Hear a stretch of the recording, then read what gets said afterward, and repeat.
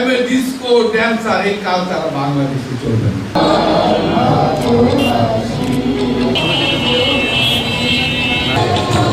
সংগ্রামী আহ্বায়ক যার অভিভাবক এই 54 বছর 55 বছর দেশ স্বাধীন হয়েছে, একমাত্র নেতা এই সংস্কৃতিকে এত বেশি ভালোবেসেছে। এই সংস্কৃতি উনি মনে করেছেন I am a disco dancer, এই কালচার বাংলাদেশে চলবে না।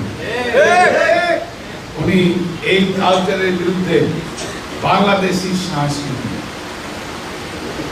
বাংলাদেশি এই সাংস্কৃতিক জাতীয়তাবাদী সাংস্কৃতিক দল জাসাস উনি তৈরি করেছিলেন।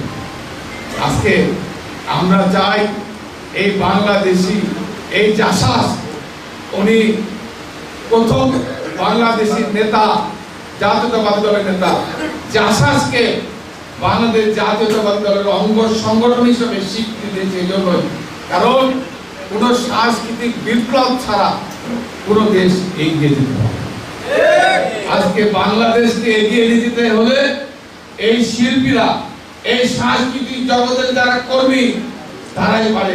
আমি বারবার বলেছি ওই আয়ামি ডিসকো ড্যান্সার এর বিরুদ্ধে, কারণ আজকে এই সংস্কৃতি সারা পৃথিবীতে কিন্তু আজকে ইন্ডিয়াকে প্রতিষ্ঠা করতে আমরা চাই। বাংলাদেশের এই অপসংস্কৃতির বিরুদ্ধে বাংলাদেশের সাংস্কৃতিক অঙ্গনে বাংলাদেশের যে সংস্কৃতি, এই সংস্কৃতিকে আমরা এগিয়ে নিয়ে যেতে হবে। গত 15 বছর দেখেছি এই সংস্কৃতির নাম দিয়ে বিভিন্ন এই সাংস্কৃতিক জগতের ব্যক্তিরা এই বাংলাদেশি কালচার, বাংলাদেশের সংস্কৃতি ধ্বংস করে